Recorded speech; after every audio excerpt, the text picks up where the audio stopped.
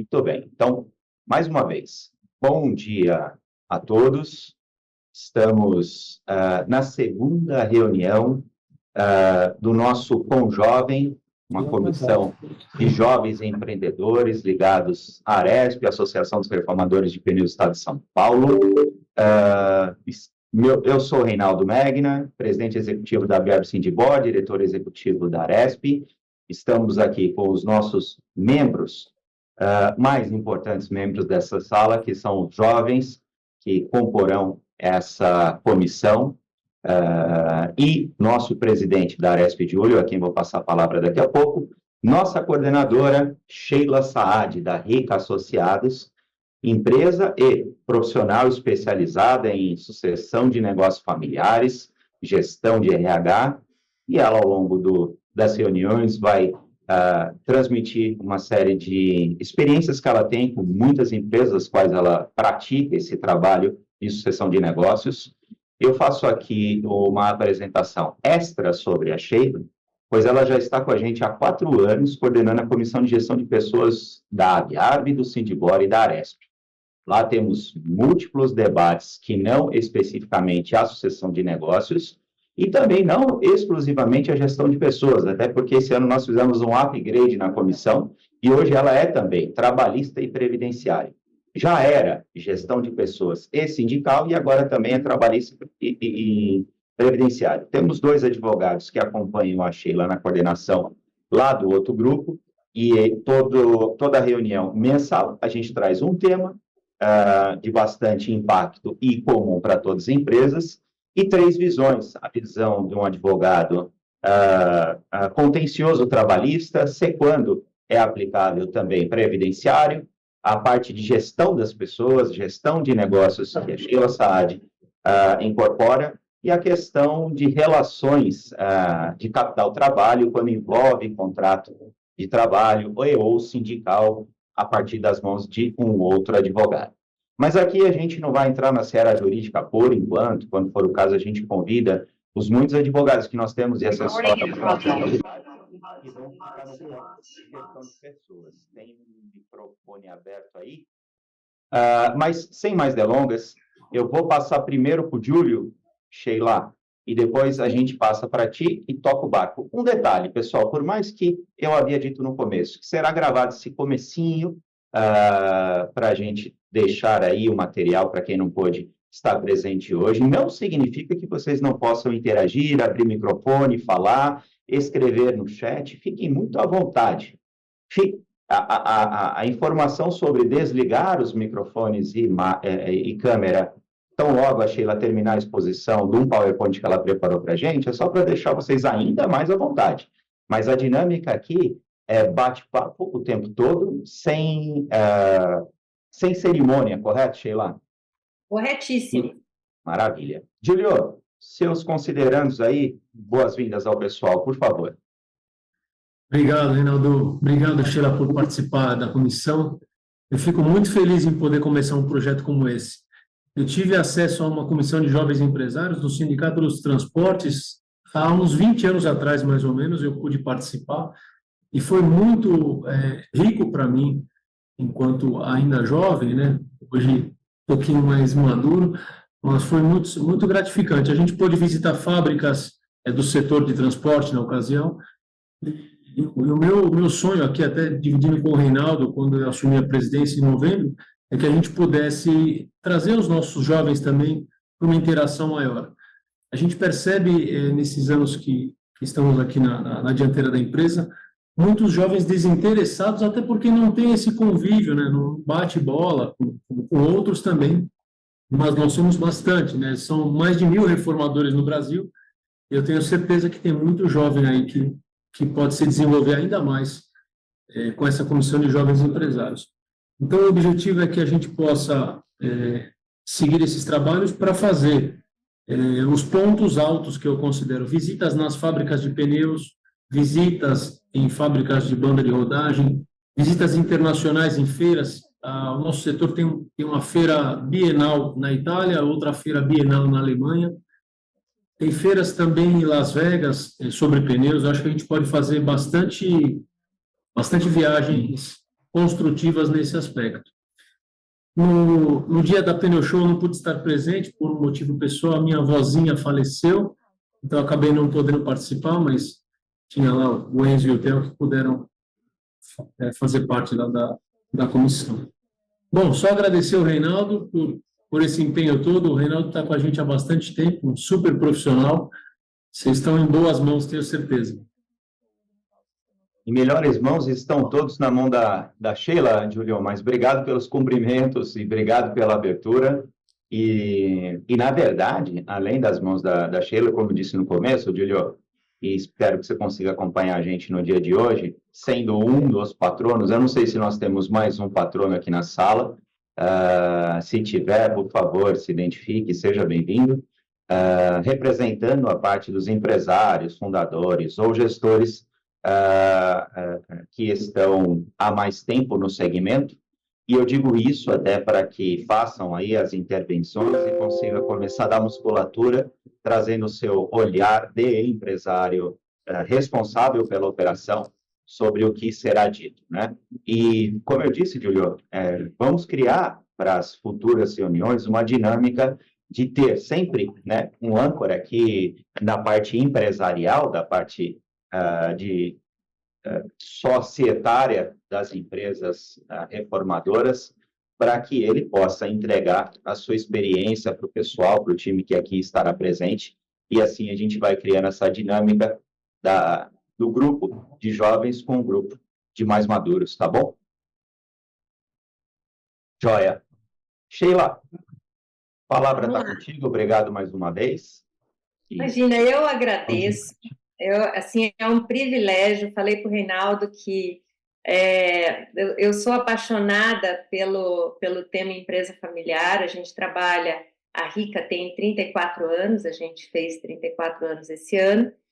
E a empresa familiar, eu acho que ela tem uma coisa encantadora, que é o fato da gente poder levar o sonho de alguém da nossa família, que às vezes começou um negócio, às vezes não, na maioria absurda das vezes, começou um negócio sem nada e trouxe até um ponto em que alguém da família pode levar esse legado para frente e esse sonho e principalmente os valores desses fundadores e fundadoras, porque eu acho que isso é trazer, inclusive para a comunidade onde as empresas estão inseridas, um diferencial e tanto. Por quê? Porque a gente leva o sobrenome da família, a gente leva os valores da família, e isso tem uma representatividade significativa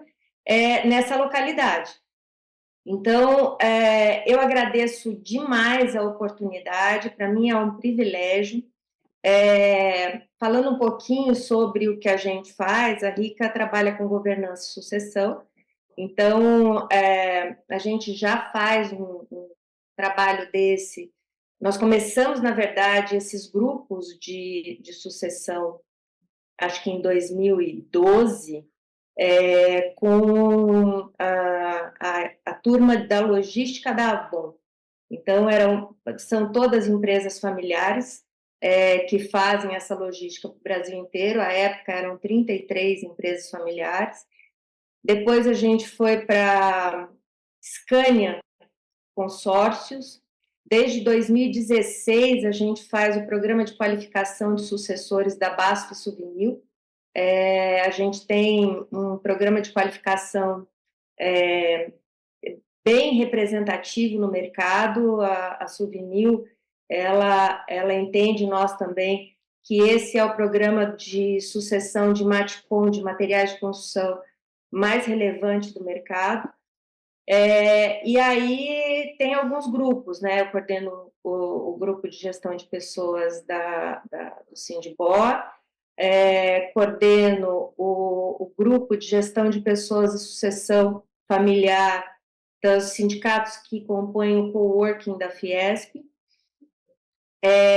Então, a gente trabalha com a Fiesp também há muitos anos, e a gente tem um trabalho importante também com alguns segmentos do mercado. A gente faz alguns cursos de planejamento sucessório para a B3, para o Hub de conhecimento da B3, para a Hub Educação, e a gente também já desenvolveu vários programas de sucessão e governança, com XP, com o Banco do Brasil, então, com a própria B3. Então, a gente tem um know-how importante nessa parte de sucessão, e eu acho que o nosso trabalho aqui nesse grupo é justamente de fazer uma troca. Eu acho que a melhor coisa de um grupo de sucessores é poder identificar desafios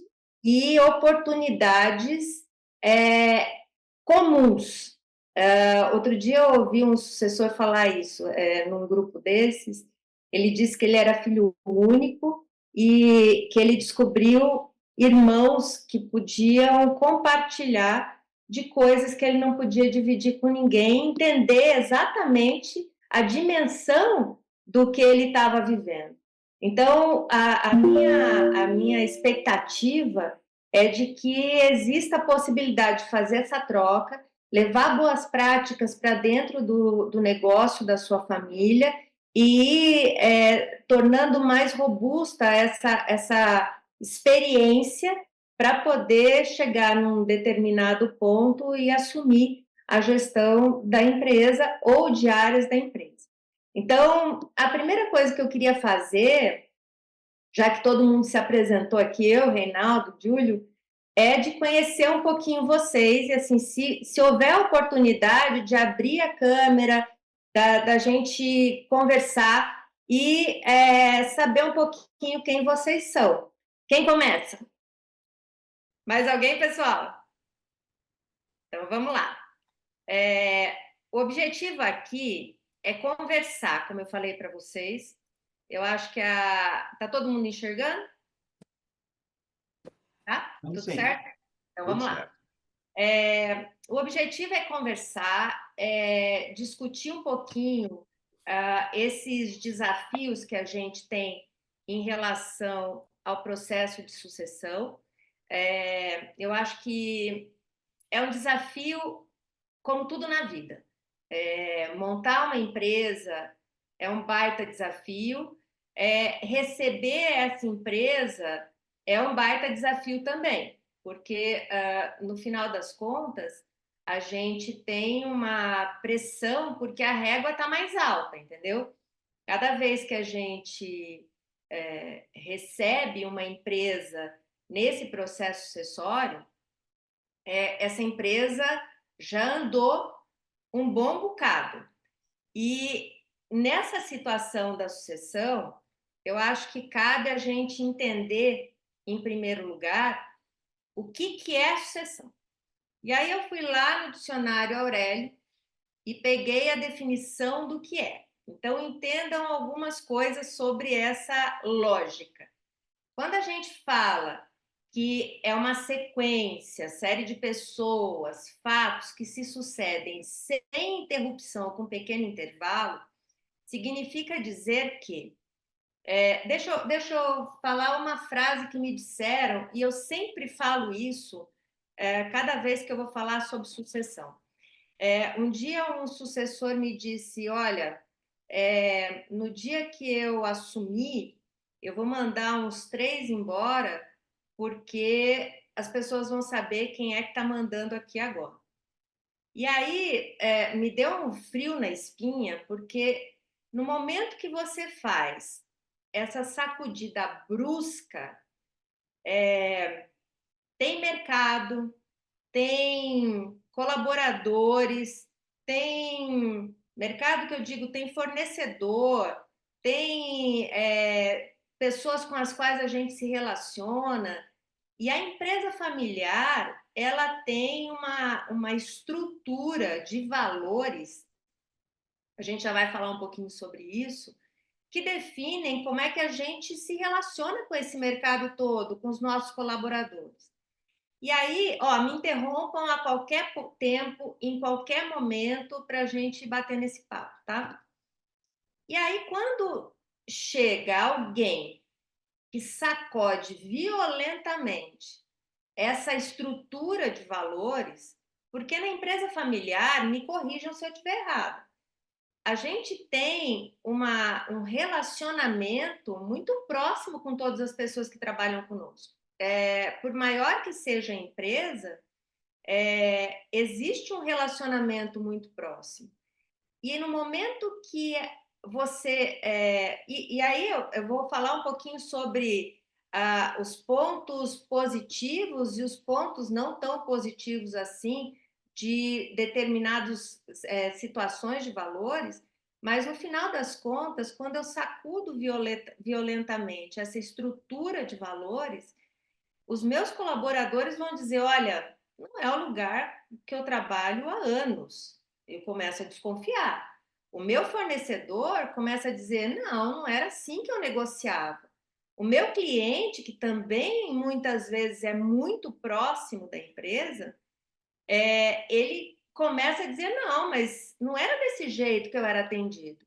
Então, quando a gente tem a necessidade de sacudir, é muito provável que eu tenha. Eu estou falando de valores, não estou falando de tecnologia, não estou falando de absolutamente nada do modelo de gestão. A gente evolui em gestão, mas os valores não mudam. Os valores são a essência da minha organização. Então, no momento que eu sacudo violentamente esses valores, todas as pessoas que têm relação comigo, como empresa, que aprenderam a conhecer aquela empresa, que numa localidade, vocês falaram de onde vocês são, nessa localidade, o cliente já está acostumado a ir lá, conversar com as pessoas, ter um tipo de relacionamento. Isso daí é a base dos valores que a gente tem em uma organização. Então, quando a gente fala dessa estrutura, nós vamos fazer uma outra distinção entre o que é herdeiro e o que é sucessor. Mas mesmo os herdeiros, aqueles que não trabalham na empresa, têm que entender quais são esses valores, têm que entender qual é essa organização. Então, vamos fazer essa distinção. Herdeiro é aquele que vai receber a empresa em algum momento da sua vida e vai se tornar sócio. Então, a empresa familiar, ela cresce em progressão geométrica. Se eu montei uma empresa e eu tenho uma empresa familiar, eu e meu marido montamos uma empresa familiar. Eu tenho 3 filhos. Desses 3 filhos, eu tenho 2 herdeiros e uma sucessora. Essa sucessora, ela vai ter que prestar serviço, ela já presta serviço para esses herdeiros. Tem gente que não vai estar. A Marina falou que a irmã dela está fazendo medicina. Tem gente que não vai estar. Eu preciso prestar um serviço para essa empresa e tem outra situação importante.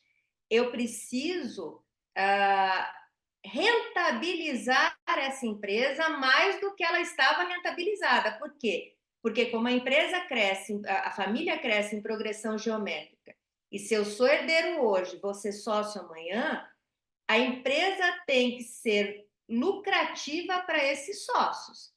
Esse final de semana eu estava num cliente nosso, no interior de Goiás, a empresa está na 3ª geração e eles fizeram uma festa da família no sábado. Eram 101 pessoas de um negócio que começou com um casal. Então, olha bem, rentabiliza. Precisa garantir rentabilização, porque senão, no momento que o dinheiro começa a não aparecer para esse sócio, ele começa a achar que esse negócio precisa ser vendido.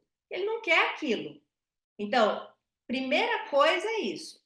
O sucessor, que é aquele que vai assumir a gestão em algum momento, precisa fazer com que essa empresa seja rentável. Cada vez que ele recebe, a cada geração, eu recebo essa empresa, a ideia é que a régua esteja maior. Por quê? Porque depois que eu peguei esse legado para levar para frente, com tantos sócios vindo, eu preciso garantir que a empresa esteja mais robusta e esteja crescendo numa medida em que ela possa rentabilizar esses sócios.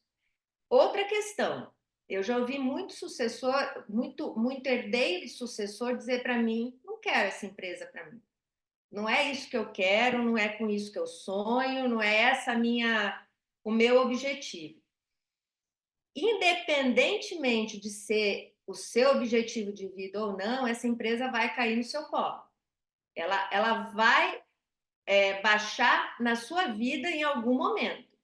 Então, mesmo que eu não queira, mesmo que isso não seja meu objetivo de vida, mesmo que a minha carreira esteja num rumo completamente diferente, eu tenho que entender, eu tenho que me interessar por esse negócio, porque esse negócio vai cair no meu colo. Então, eu já conversei com uma sucessora que me disse: olha, eu quero fechar isso. Até para fechar o negócio, você tem que entender sobre esse negócio. Eu disse isso para ela. Falei: olha, esse negócio é seu. Ele veio para você. Então, a gente tem que entender que a empresa familiar ela vem com um grau de responsabilidade. E eu acho que essa responsabilidade, muitas vezes, muitas pessoas acham que é um fardo. Eu tive um cliente, 60 e poucos anos, herdou a empresa do pai, e um dia eu subi o elevador com ele, e ele falou para mim, isso é um fardo que eu carrego há anos. E eu pensei comigo, como um fardo? Se isso sustenta a família inteira, se isso veio como um presente dado. Então, a gente tem que entender que esse negócio, ele é um presente. É um negócio que alguém cuidou com muito carinho. Todos os fundadores de empresas com os quais eu falo, eles têm uma paixão absurda por esse negócio. E é uma paixão que não é egoísta. Embora muitos me digam, olha, eu vi a empresa crescer, mas por conta do trabalho eu não consegui acompanhar os meus filhos, eles pensam nesse negócio como forma de trazer para o filho um empreendimento sólido, solidificado, que traz uma possibilidade de sustento, de mais tranquilidade de vida, e que ele não precisa quebrar pedra do jeito que foi quebrado lá atrás.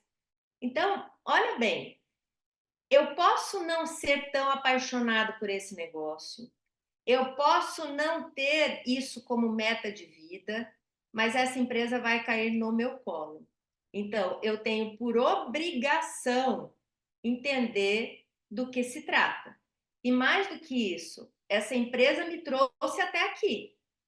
Se eu sou filho, sobrinho, essa empresa me trouxe até aqui. E de alguma forma, eu também devo a ela. Então, a gente tem que pensar que esse negócio é um negócio que pode trazer grandes desafios, mas é tanto o sustento da família, quanto o sustento de muitas famílias que trabalham nessa empresa. Eu estava vendo nesse final de semana, nesse evento que eu fui desse cliente, são 1.100 famílias. E aí, um dos donos me disse o seguinte: cada vez que eu penso nisso, eu penso que são, por exemplo, 2.000 pessoas no plano de saúde. São mais 300 pessoas que são terceirizados por conta do trabalho dessas 1.100 famílias, dessas 1.100 pessoas que trabalham na organização. Então, a gente tem também uma responsabilidade com essa turma que está aí. Alguma observação? Nenhuma? Posso continuar? As estatísticas são também muito desafiadoras. Esses dados aí são do BNDES, de 2012, se eu não me engano, então são antigos. A gente fez uma pesquisa o ano passado com a Grant Thornton,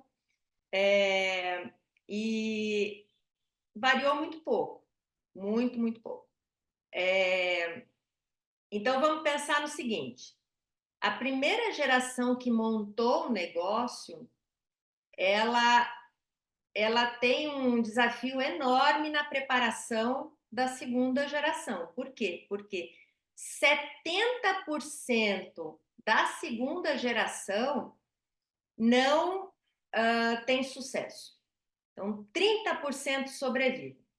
Então, vamos pensar no seguinte: sobrevivência significa falência? Não necessariamente. Assim, na nossa reunião lá na exposição, no Pneu Show, eu comentei isso. A gente faz um trabalho já há alguns anos com a BMF Bovespa antiga, com a B3 atual. Quando a gente começou, era BMF Bovespa. E a gente recebe fundos querendo que a gente apresente empresa familiar passiva de compra. Por que isso? Porque a empresa familiar é um grande negócio. Ela tem um grande nome, ela tem uma grande representatividade. A gente já recebeu fundo de Dubai, americano, há um mês e pouco atrás, colombiano. A gente já teve de Liechtenstein, no Principado de Liechtenstein, querendo comprar empresa. Como essas empresas são um grande negócio e por conflito familiar elas vão definhando, esses fundos compram a preço de banana, compram muito barato.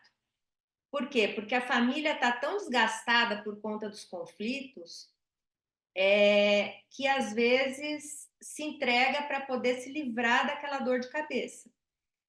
E aí a recuperação do investimento é muito rápida, muito rápida. O conhaque Dreyer foi vendido no meio de uma briga familiar absurda. O investimento foi recuperado pelo fundo em 1 ano. 1 ano. A gente tem agora uma briga que está sendo travada entre a fundadora da Tokstok, não sei se vocês viram, e o fundo que a comprou. Por quê? Porque os valores dela não batem com os valores do fundo. E ela está tentando a recompra, mas o fundo ainda bate o pé. Por quê? Porque é um grande negócio. É um grande negócio. E aí nós temos um cenário um pouco mais complicado na terceira geração. De 5% a 15% sobrevivem à terceira geração. E aí, por que isso acontece? Porque os valores vão se diluindo. Então, por exemplo, se eu vim de uma família de fundadores, eu cresci nessa casa com esses valores. E aí, quando eu sou filho, me caso com uma outra pessoa, a gente funde os nossos valores e cria a nossa família. E aí vem a terceira geração. E se essa terceira geração também tiver um casamento, você vai diluindo aqueles valores que foram lá do fundador. Então, qual é a saída para a gente manter esses valores? É fazer com que esses valores passem de geração em geração dentro da empresa. Quais são as nossas regras? Quais são as nossas estruturas? O que a gente faz para manter esses valores? Qual é a nossa característica de gestão? Então, eu posso... Isso é uma pergunta. Vamos lá, deixa eu ver se alguém me responde. eu posso evoluir em tecnologia, em práticas de gestão e manter os mesmos valores? Quem se habilita a responder? Eu posso. Eu penso que podemos, claro, porque os Então, valores continuam o mesmo, a tradição continua, os valores são os mesmos, mas aí a tecnologia evolui dia a dia, entendeu? Mas desde que você tenha uma base ali, mantém os seus valores, não importa a tecnologia, porque você vai levar isso adiante. exato. Assim, Marjorie, é isso. A gente evolui em tecnologia, em boas práticas, mas a gente consegue ter a lógica do dia a dia mantida nesse parâmetro. Deixa eu dar um exemplo aí para vocês. Esse exemplo que está na minha cabeça porque eu vivi agora no final de semana. O que aconteceu nesse final de semana? Essa empresa que eu falei para vocês é uma usina de açúcar e álcool. Como eu falei, está na terceira geração. E eles foram mostrar para a família, é a primeira vez que eles fazem isso, como é que a empresa está. Então, levar o pessoal para o campo para ver as plantações, o jeito de colher, levaram o pessoal para salas de monitoramento, tecnologia de ponta. E aí, o que me chamou a atenção é que cada vez que alguém falava sobre, né, o presidente, por exemplo, eu sou um gerente. E aí eu falava, o fulano não era o senhor fulano de tal. Não, fulano está aqui, o fulano fez isso, a gente comprou tal tecnologia. E aí o que me chamou muito a atenção é que na festa da família, eles trouxeram aqueles funcionários de longa data, que muitos da família conheciam. Estava lá o motorista que tem 36 anos de casa, estava lá a pessoa que é o supervisor de plantio, que tem 42 anos de casa, e todos se referem ao presidente da empresa pelo nome, toda a família estava conversando com todo mundo. Então, eu acho que é essa a lógica de se manter os valores. Alguém quer falar alguma coisa? Não? Então, a gente tem que pensar que quando a empresa familiar chega, ela vem com 4 fatores importantes. Ela vem com uma cultura muito forte. Eu vou deixar o carisma por último, tá? Ela vem com uma cultura muito forte. E essa cultura, ela traz esses valores que a gente acabou de comentar. Ela vem com perseverança. Então, vamos começar por aí também. A gente tem que ter, para ser empresário, você tem que ter resiliência. No Brasil, então, mais resiliência ainda. Independentemente de questão partidária, político-partidária, nós temos uma estrutura, por exemplo, tributária que é muito difícil. A gente tem uma luta no mercado que é muito difícil. E aí, eu acho que nesse ponto da resiliência, a gente tem que levar em consideração uma coisa que eu deixei no final, mas que eu quero falar agora. Não é você, não é a empresa que trabalha para o sucessor, nem para o herdeiro. É o sucessor que trabalha para a empresa. É isso. Tem muita gente que acha que a vida na sucessão é uma vida, às vezes, muito descompromissada. Eu estou falando isso não por vocês, porque eu já vi muito isso. Então, quando a gente pensa que nós trabalhamos para a empresa, e que nós temos que levar adiante esse legado, se eu me coloquei como sucessor, eu, na verdade, tenho que ter perseverança. Por quê? Porque é uma questão de resiliência. A gente está, como gestor numa empresa, para resolver problemas. E os problemas acontecem o tempo inteiro. E quanto maior esse negócio fica, mais problemas eu vou ter que lidar. E faz parte do negócio. Então, esse é um ponto crucial. A perseverança precisa fazer parte do nosso dia a dia. E quando a gente fala de problema, eu preciso estar muito imbuído de ir resolver problema. Não é assim, meu Deus, o meu dia vai começar e eu vou ter que lidar com esses problemas. Não, meu dia vai começar e eu vou resolver os problemas que se apresentarem, porque isso é o papel de um gestor. E aí tem uma outra questão que é importante. Para todo dono de empresa, dona de empresa, palavra é uma coisa sagrada. Palavra dada é palavra cumprida.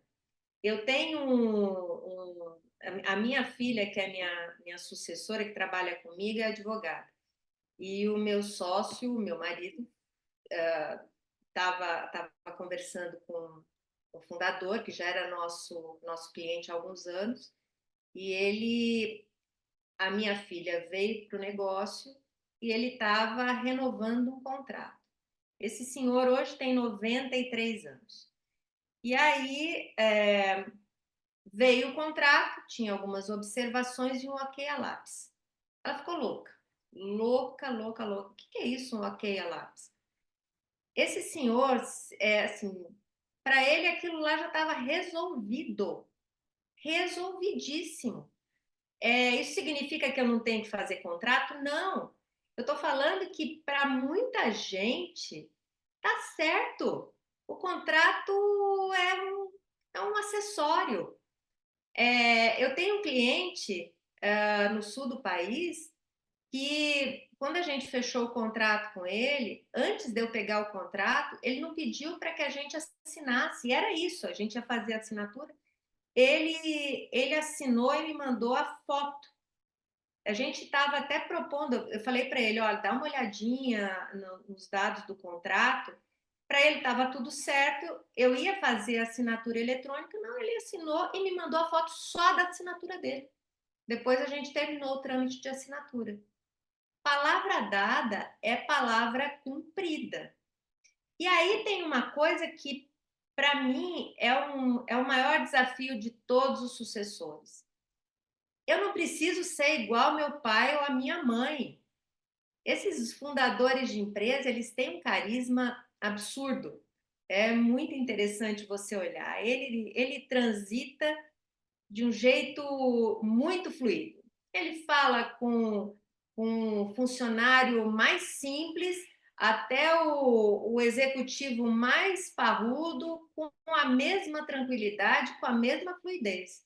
Eu não preciso ter isso, eu não preciso pensar igual ao meu pai, eu não preciso falar igual ao meu pai ou minha mãe, mas eu sou único. Eu só preciso estar preocupado em evoluir esse negócio e eu preciso estar preocupado em manter os valores que sustentaram esse negócio. E aí a gente vai dando a nossa cara, o nosso jeitão. Eu vou ter comparação com aqueles colaboradores, os funcionários mais antigos, faz parte. Faz parte. Não se chateie por isso. Vai levando assim, eu acho que é isso, a gente tem que ir levando com seriedade o nosso trabalho. E isso por si só já é uma chancela. Então, eu não preciso ter o mesmo carisma de quem fundou o negócio, mas eu preciso saber como levar esse negócio para frente dentro das regras estabelecidas. Alguma dúvida, pessoal?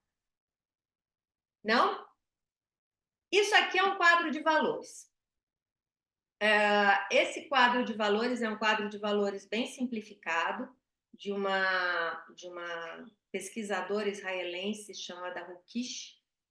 Meu objetivo aqui não é tratar de teoria, mas é da gente discutir os valores da empresa familiar. Então, vamos lá. Entenda isso daqui como um quadrante, tá? Então, vocês estão vendo o meu cursor? Tá dando para ver? Faz um risquinho aqui no meio e um risquinho na vertical. Tudo bem? Aonde é que está a empresa familiar nisso aqui? Quem consegue apontar? Tradição, talvez? Hã? Com conservação, segurança, tradição e conformidade. Exatamente, está aqui. Tudo bem? Alguém não concorda? Então, eu vou entender que vocês concordaram. Você vê que esse pedaço aqui de autorrealização, de poder, é antagônico aos valores da empresa familiar. E eu não estou falando que esses valores não têm desafio. Por exemplo, quando a gente fala de segurança, eu nunca vi uma empresa familiar que não tenha um colaborador de longa data. Mas assim, longa significa longuíssima. Alguém aí não tem um colaborador de longa data? Tem alguém que não tem um funcionário aí que é praticamente o fundador da empresa junto com os donos? Todo mundo tem, né? Eu vi, assim, para mim, esse foi o exemplo mais gritante. Eu tenho um cliente que eu cheguei na empresa e me deparei com o seu José. O seu José tem, sei lá, 80 e poucos anos, foi o primeiro emprego da vida dele, ele tem mais de 60 anos na empresa, ninguém vai tirar o seu José, obviamente, e eu acho que não tem que tirar mesmo, porque ele deu a vida dele inteira por essa empresa, mas o seu José, quando eu entrei, ele estava datilografando um cheque. Então, entenda assim, duas coisas difíceis de se encontrar hoje, máquina de datilografia e cheque. E aí eu perguntei para a pessoa, para o sucessor, falei, máquina de datilografia vocês usam com frequência? Seu José usa. E tem, assim, eu nem sabia que existia, ainda existe o técnico da máquina de datilografia. Eu vi o moço lá arrumando a máquina, enfim.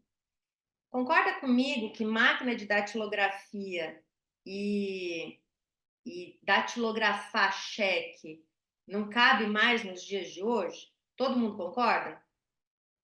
Tudo bem? Então, às vezes eu tenho colaboradores que não evoluíram, funcionários que não evoluíram nesse negócio. Seu José é uma pessoa que está ali, não vai sair, mas ele vai ficando encostadinho. Por quê? Porque não evoluiu. Esse é um grande desafio para muitas empresas.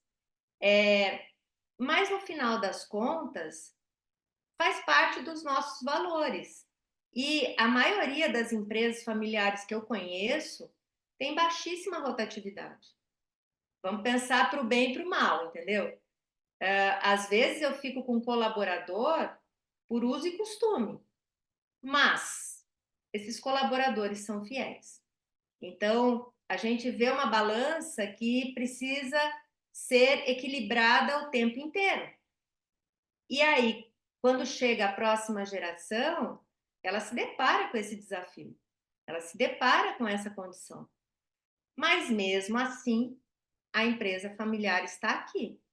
Quando vem um sucessor que quer, vamos lá, se autodirecionar, que precisa de prazer próprio para lidar com isso, a realização dessa pessoa e o poder são as principais fontes de motivação, vai chegar aqui e vai parar, vai travar, porque esse não é um lugar em que proporciona-se esse tipo de sensação, muito pelo contrário.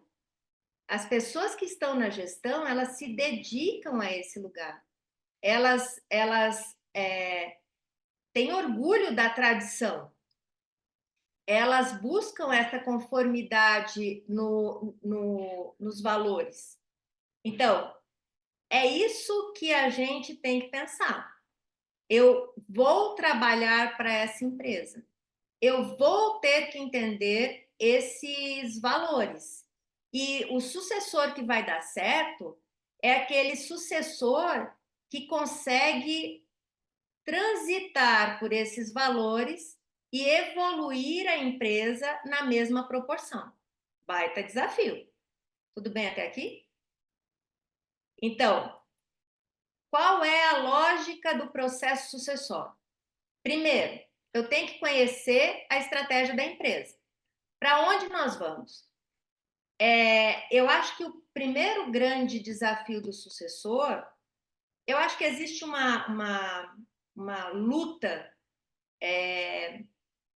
difícil de ser apaziguada de forma fácil.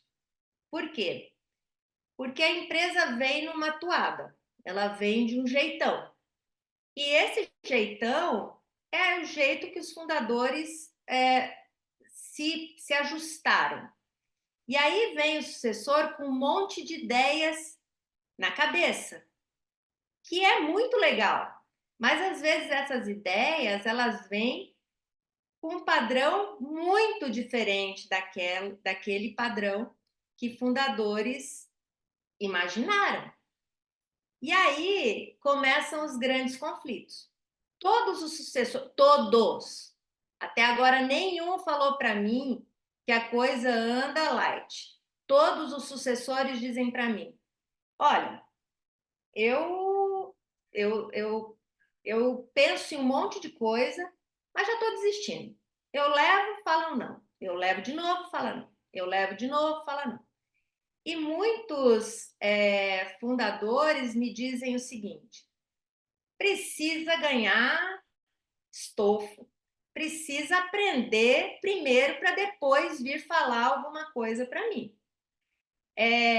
Vamos entender o seguinte: os nossos pais estão anos-luz à nossa frente. Então, cabe a nós conseguirmos chegar com uma certa humildade. Eu acho que o processo sucessório é um exercício de humildade, e perguntar coisas para poder entender o negócio.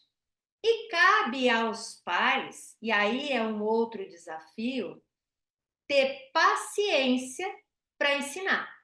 Muitos pais não têm, porque é chato mesmo. Vem aqui, vamos ver. Como você fez? Não, é assim, assado. O dia a dia engole a gente. E, às vezes, muitos pais não têm essa paciência ou todo esse tempo para poder explicar. Então, o primeiro ponto é descobrir para onde vai a empresa. A empresa tem que saber para onde vai. Em processo sucessório, ela tem que saber para onde vai. As novas gerações querem entender qual é o rumo. A minha geração, a gente trabalhava e ponto. Você tem que fazer o quê? Você tem que trabalhar. As novas gerações, vocês querem saber para que trabalhar? Por que trabalhar? O que eu ganho com isso? Entendeu? Tô errada, gente? Alguém... Tô errada? Não. Eu quero saber o que isso vai me trazer.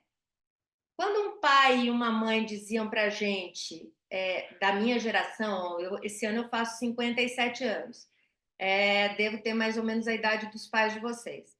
Quando diziam para a gente faça, a gente fazia. Tava legal, tava certo, tudo certo. Quando a gente vai falar hoje para as novas gerações, faça, as perguntas sempre vêm de enxurrada. Por quê? Para quê? Como? Onde? A minha filha mais velha, que é a que está comigo na empresa, ela... E eu não tenho, assim, vamos lá, deixa eu falar uma coisa importante aqui. A minha vida não é mais fácil do que a vida de nenhuma outra empresa familiar.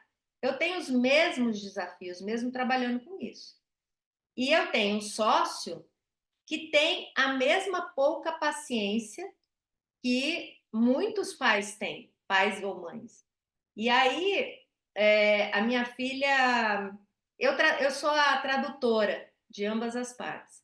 E aí a minha filha fala, se explicar, tá tudo certo. E ele fala, não, ela pergunta por quê com uma truculência. Não, ela só quer entender o porquê. Por quê? Porque na nossa geração, se mandasse, a gente fazia, estava tudo certo. Então, vamos lá. Para onde vai a sua empresa? Segunda coisa, muitos de vocês falaram que começaram muito cedo na empresa e entendendo todo o negócio. Isso é fundamental. Eu tenho que entender quais são os processos, quais são as rotinas. Esse mergulho me dá duas coisas: credibilidade e capacidade para trazer ideias novas. E terceiro ponto, eu tenho que entender como é que funciona o sistema de gestão de pessoas. Como é que é a cobrança de resultado? Como é que se faz a cobrança de resultado? Eu tenho que entender como é que está a hierarquia para conseguir transitar também por esse universo. Então, aí vamos pensar no seguinte: quais são as duas únicas categorias que existem dentro da empresa? Ou é sócio ou é funcionário. Filho de dono, talvez eu esteja sendo muito bruta na hora de falar, e me perdoem, mas essa é a realidade. Filho de dono não é uma categoria dentro da empresa. Eu tenho que me fazer relevante. Eu tenho que entender se eu sou funcionário ou se eu sou sócio. E cada um dessas posições, desses papéis, tem uma representatividade, uma responsabilidade. E aí, assim, vamos lá. Eu preciso saber qual é o espaço que eu tenho que ocupar nessa empresa e que resultado eu tenho que dar. Para isso, eu tenho que, no mínimo, conhecer essas coisas. Tudo bem, gente? Estou achando vocês muito silenciosos. Tudo certo? Tudo bem, Alguma tá? dúvida? Então, olha só. Daqui a pouco termino o meu horário, mas eu quero abrir para a gente começar a falar. E eu vou deixar essa apresentação para depois o pessoal do sindicato disponibilizar para vocês. Olha bem, existem 3 dimensões dentro da empresa: família, propriedade e família, propriedade e empresa. Esses 3 espaços estão no mesmo lugar. Quando a gente fala de sucessão, nós estamos falando de outras 3 dimensões: estratégia, sucessores e união. Então, primeiro ponto e ponto básico: empresa em conflito é uma empresa fraca. Quanto mais conflito eu tenho, mais fraca é a empresa. Na empresa fraca, tem funcionário que usa isso para se esquivar do trabalho, para botar um contra o outro, porque aí vai ficando mais fácil para muita gente. Para outras pessoas não, mas para muita gente fica. Então, a união é o primeiro ponto para a gente conseguir chegar na estratégia e numa sucessão bem feita. Esse é um ponto crucial. Sem união não dá para perpetuar nada. Tem brigas homéricas aí de empresas que acabaram, impérios que acabaram por conta dessa falta de união. Se vocês tiverem curiosidade, busquem no Google as empresas mais antigas do mundo. Tem empresa que continua até hoje, que foi fundada no ano 600 e pouco. No ano 1020, 1600, e continua até hoje. Sim, a gente tem que pensar... A minha filha trabalha numa empresa que tem 350 anos, empresa familiar, a Merck, que é uma farmacêutica. E a família continua no comando. No conselho, mas no comando. Então, união faz parte do negócio. Aí a gente tem a estratégia e a gente tem a sucessão. Então, é isso. A família, a empresa e a família só sobreviverão e se sairão bem. Isso é o Peter Drucker, o papa da administração, que fala. Se a família servir a empresa, nenhuma das duas se sairá bem se a empresa for dirigida para servir a família. E aí é a última história que eu vou contar. Meu sócio um dia foi chamado para uma empresa em Belém do Pará, que é uma rede super forte, e eram 43, eu acho, 43 sócios dentro de uma sala discutindo para que rumo ia essa empresa. E cada um, essa empresa não tinha governança, depois a gente vai falar um pouquinho sobre governança em outro encontro. Ela não tinha nenhuma regra pré-estabelecida, então eram 40 briga de cabo de guerra, cada um puxando para o seu lado. Por quê? Porque eu quero o meu interesse. Tinha médico, advogado, eu quero saber quanto eu vou ganhar desse negócio, essa empresa tem que me dar esse dinheiro. E aí terminou aquela reunião, meu sócio foi falar com a pessoa que tinha chamado ele, um grupo de pessoas, e falou, olha, desculpa, não tem o que fazer. Assim, não tem governança que consiga ser instalada nesse lugar. Então, quanto mais cedo a gente se preocupar em trazer transparência, em trazer as pessoas para entenderem, assim, deixa eu também esclarecer uma outra coisa. Se a família cresce em progressão geométrica, concordam comigo que não vai ter espaço para todos os familiares assumirem um cargo dentro da empresa? Essa empresa que teve 100 100 herdeiros aí, que eu fui no final de semana, não vai ter espaço para todos eles. Não tem espaço para todos eles. Então, mesmo que eles não estejam, precisa saber qual é a regra para se continuar. E como é que fica o ganho dos sócios na distribuição de lucro. E aí tem outra coisa importante. Muita gente, eu já ouvi muito isso. Meu irmão, minha irmã está lá na empresa, ganhando dinheiro da família, e eu estou aqui sem ganhar nada. Sim, a pessoa que trabalha, se é sócio e está trabalhando, ganha pro labore. Isso é regra. Se não é sócio e está trabalhando, ganha salário. E essa pessoa que está lá tem uma árdua tarefa, que é de trabalhar para todos os outros que não estão, para continuar o negócio da família. Então, isso tem que ser discutido. Então, assim, às vezes a gente vê brigas acontecendo por coisas muito simples, por mal entendido muito simples, que poderia ser tratado de uma forma mais amena. Então, quando a gente fala sobre isso, a gente tem que entender que o processo de transparência é importante, para que não hajam pequenas rusgas que possam trazer grandes problemas. Eu acho que esse é o último. Eu vou passar muito rápido sobre isso, que a gente já falou. O primeiro grande desafio é a resiliência, a gente já falou sobre perseverança. O segundo grande desafio é a liderança, então aproveitem os seus pares. Aproveitem aqueles que estão na direção para poder receber orientação.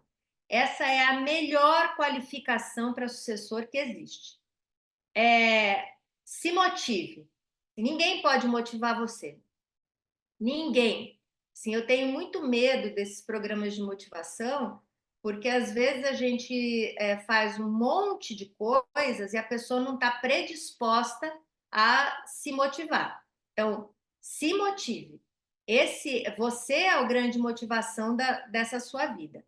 Eu queria passar só um filminho para a gente terminar. É um filminho do fundador do Alibaba, do site do Alibaba. E eu queria mostrar para vocês o que é paixão e como essas empresas funcionam. Posso passar? Então, vamos lá.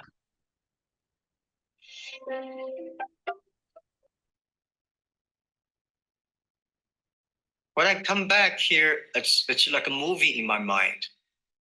This is the place we start. I'm the person always looking forward. I don't want to look at the things back. It was not easy. So every time I come back here, I have emotion that how could this thing happen? I mean, how can we go through all these days? But we know without these tough days, we can never be today. I remember exactly the first day when we came back, we take all the luggage, come here, and I told everybody this is the place we're gonna work for a year probably. We're gonna eat here, we're gonna sleep here, we're gonna work in day and night here.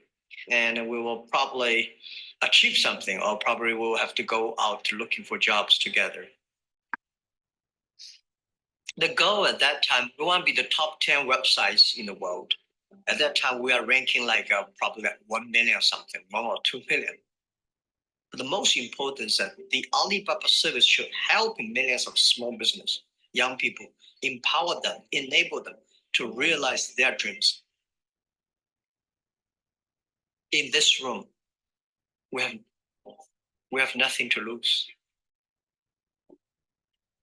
One night, I put 18 people here all together because we have a lot of internal fights. As you guys remember, now we're lucky, we're in a small room.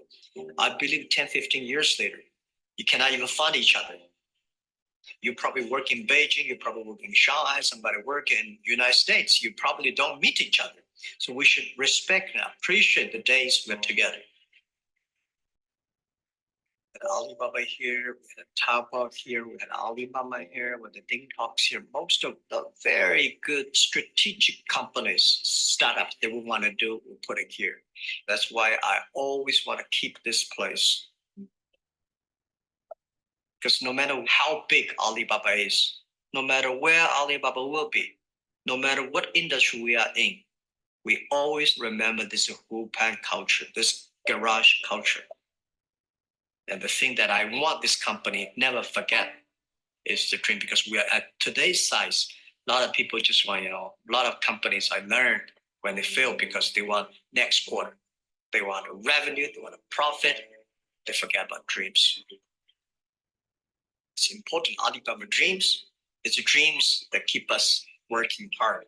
It's dreams that keep us never afraid of the mistakes, the setbacks we have. I hope 60 years later, 80 years later, people still remember this apartment. We should never lose the dream we had from Wupan, the apartment.